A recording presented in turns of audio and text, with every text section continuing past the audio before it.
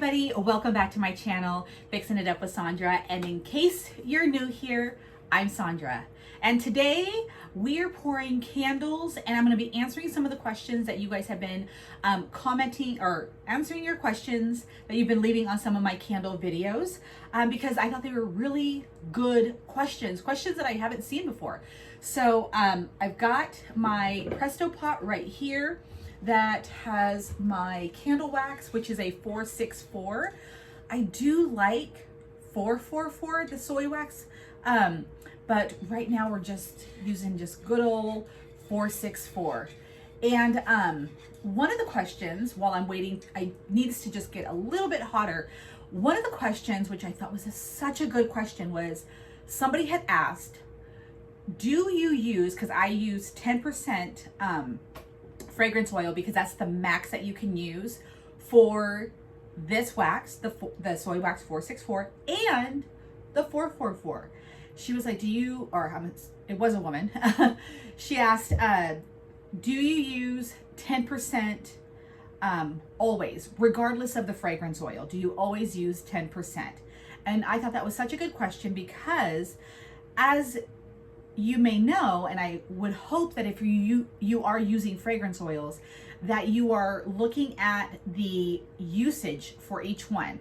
I'm gonna see, okay, so like right here, from Candle Science, they're really good about having their usage right here on their label so you can see it. Like for this one, it says candles 3 to 10%, soaps 3 to 5%, and then lotions 1 to 2, and it has the flash point on there as well. I love Candle Science because they put it right on the label. Now, I love Sierra Candle and Soap Making Supply.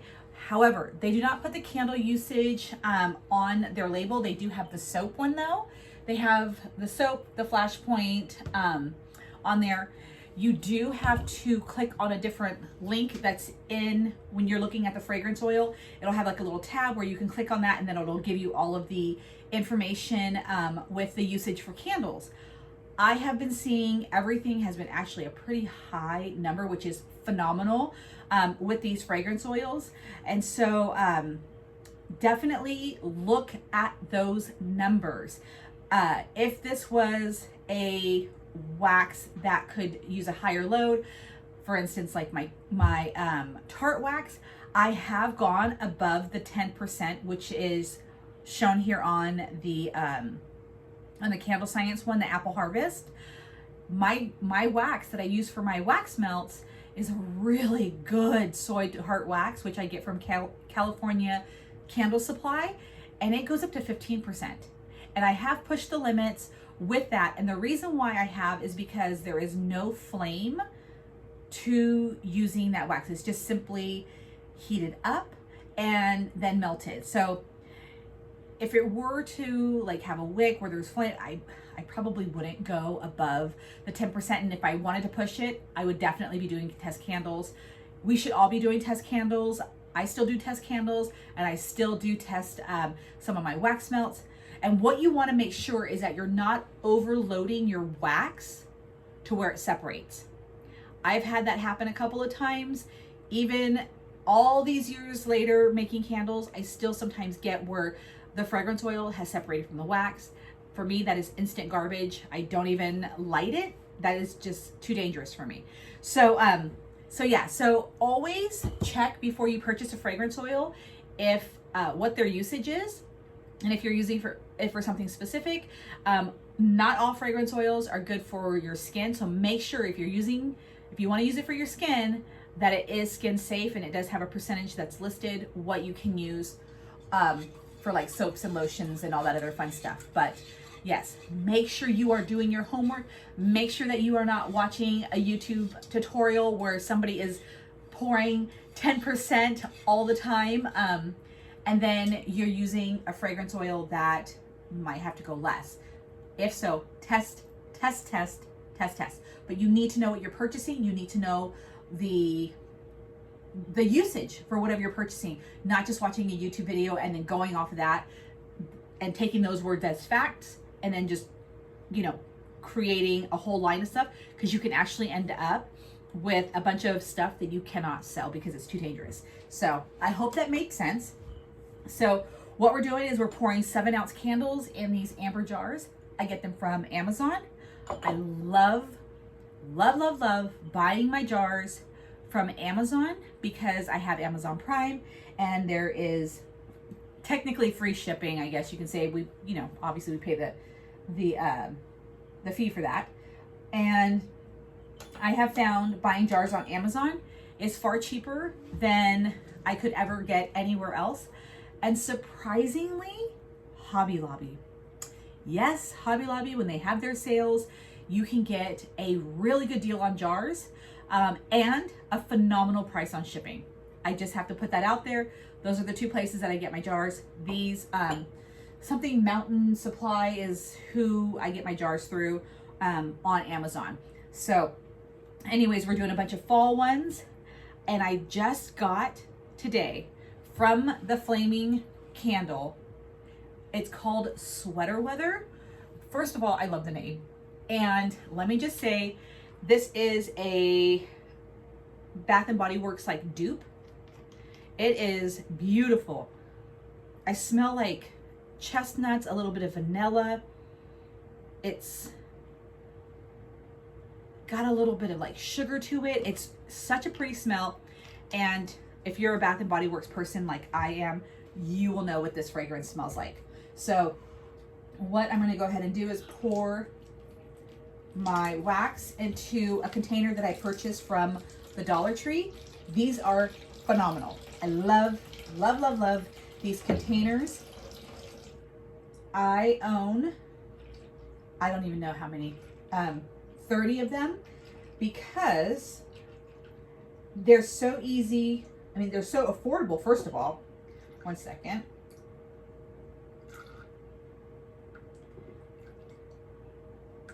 All right. They're super affordable. So I have like about 20 like signature scents that I've been doing for quite some time. And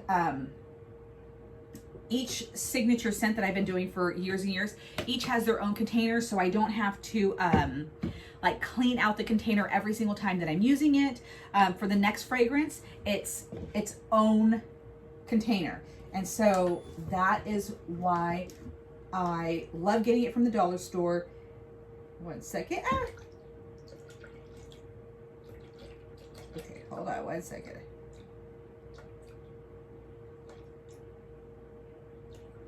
All right. This was a new bottle, so it just kind of poured. I really like to get like one of those little squeeze tops, but this kind of just got a little messy. So anyways, so yeah, I really like to get their own container, and it saves on paper towels, because if I'm cleaning this, unfortunately, that's what I'll be doing a lot of today. It's going to be a lot of paper towel usage, and I hate when I have to do that. So, but I don't have like fall containers or Christmas containers because that's just too much. So anyway, so I'm only doing 3 candles of each fragrance. So I just pour my wax in here and then stir with a skewer. And I like to pour at about 140. Sometimes I can pour a little higher. I know so many people are like, well, you know, do you get the wet spots? Do you get sometimes like the holes on top? I have poured at really hot temps. I have poured at much lower temps, like at 110 sometimes. I have poured throughout the years all these different ways to see if I cannot get sinkholes or the wet spots on the jars. When the wax, when it shrinks after it cools, it pulls away from the jar, the adhesion. I've done it all. There is no rhyme or reason that it does it. Well, the sinkholes, I don't know if they're like, I can't find like a rhyme or reason. Nobody's had the solid answer. Everybody has their own technique. Everybody has their own like pour temperatures. And so again, I pour at 140, sometimes a little bit warmer, depends on how fast I'm trying to get out of here. But do what works for you. And you also have to take into consideration your environment. Take into consideration how cold or hot or warm the room is that you're in.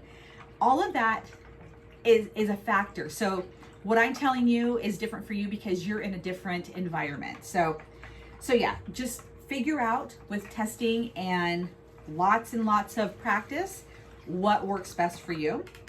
All right, so I'm just gonna stick this right here. I'm gonna let that cool down. I'm just gonna put this behind my whole candle setup, which I'll show you in just a minute. And then on to the next batch. So let me see, hold on. This is, I'm gonna have to, old school, I don't have a way to show you. So I have my whole setup right here.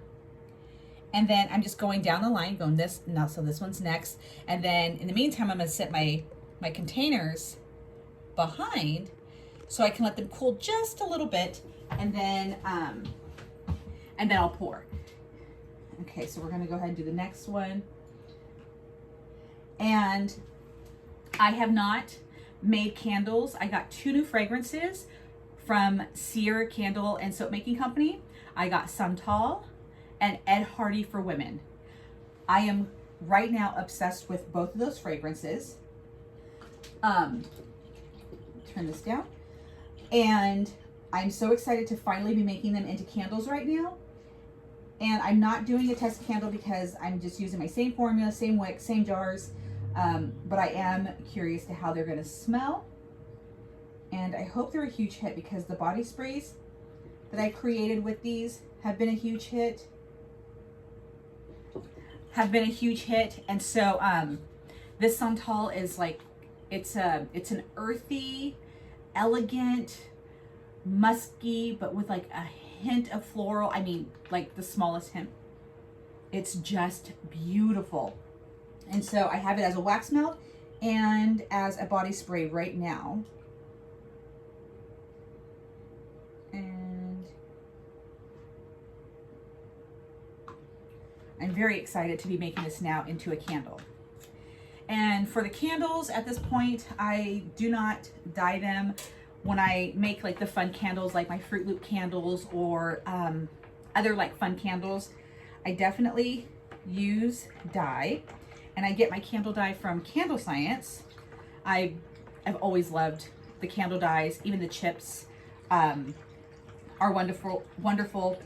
I have gotten some candle dye chips off of Amazon because they had a more array of colors, and so I really love that. But it was so long ago that I wouldn't even be able to tell you what brand they were, but I absolutely love them.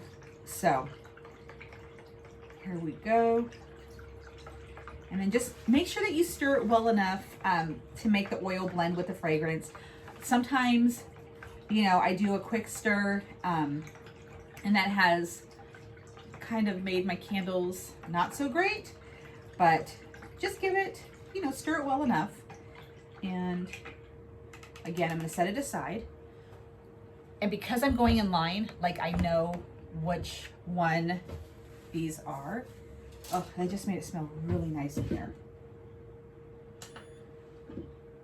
And after all these years, I make candle making look easy, but this has been a long time coming. This is before candle making was really super popular. This was before the pandemic. Okay, before the pandemic and before whoever the creator of the Presto Pot got, you know, together with the candle company and decided to raise the price of a Presto Pot to a ridiculous amount of money. These things used to cost like $20-something, and now you can't find them, at least I can't, for under 50. Okay. Oh my gosh, this smells so good. I've never been, well, I don't even know. I never really smelled like Ed Hardy perfumes. It was just never like my vibe. But I'm telling you what, I'm absolutely obsessed with this fragrance oil. It's floral, it's fruity, it's very feminine, it's fun. It's a fun fragrance. So, okay, so we're just gonna blend this together.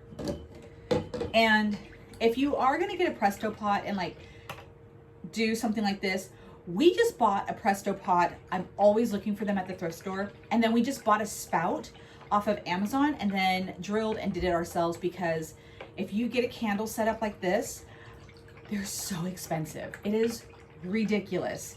I think this whole thing together, like with the spout, cost me like 45 bucks, because again, it was before the candle making craze happened. And yeah, it's wild how much they've gone up. All right, so we're gonna go ahead and set this aside. So we've got, for my fall fragrances, we've got Flannel, which is another Bath and Body Works dupe, Blueberry Pumpkin Pancakes, Pumpkin Pecan Waffles, Apple Harvest Spice, which is that real, like, it's like the smell of like when you walk into Michael's. It's that cinnamon, clove, nutmeg, like that is like, it's the spices.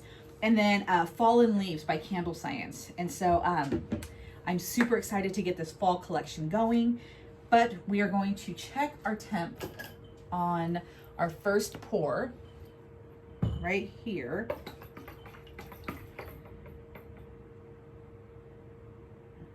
All right. Perfect. It's just under 140. And this little gadget right here is awesome. This is a microwave like stand of some sort, and it's got like little holes, which is perfect. So you can just drop your thermometer down in there. And yeah, I love it. All right, so this is sweater weather. And then again, I do have some of those fancy like wick holders, but I just have taken these skewers and then taped the ends to make my own. To me, they just work much nicer than the other ones because I don't have to worry about pinching the wick or anything like that. And so so yeah, and I'm always trying to be as frugal as possible. It's kind of like when you have a baby and you run out and buy all the most expensive stuff that you can possibly get for your little one, and then you have another baby and you're just like, okay, we didn't need all that. That's how I am with candle making. I'm like, all right, do we really need all this other nonsense? Can we create it ourselves? Can we find containers that work much nicer or much easier? Get every drop. All right, and then this is what I'm talking about. I'm gonna clean out this container. All right, and you can write garbage. And then I'm gonna spray some isopropyl alcohol in this container. And then another paper towel. And I only have to do this with the seasonal containers because again, I just don't have an individual one for my seasonal ones. So, okay, and then we're just gonna pop on our wick holders like this. All right. And then we're gonna set these over here and we're gonna put our fragrance oil right next to it. I have to get over here out of the view of the camera. Sorry, guys. I'll take this, move it over there. Voila. That is how I do this. And we're gonna, it might be the time to add some wax into our wax warmer, our pot, while I'm pouring the fragrances in. Just do a measuring cup full.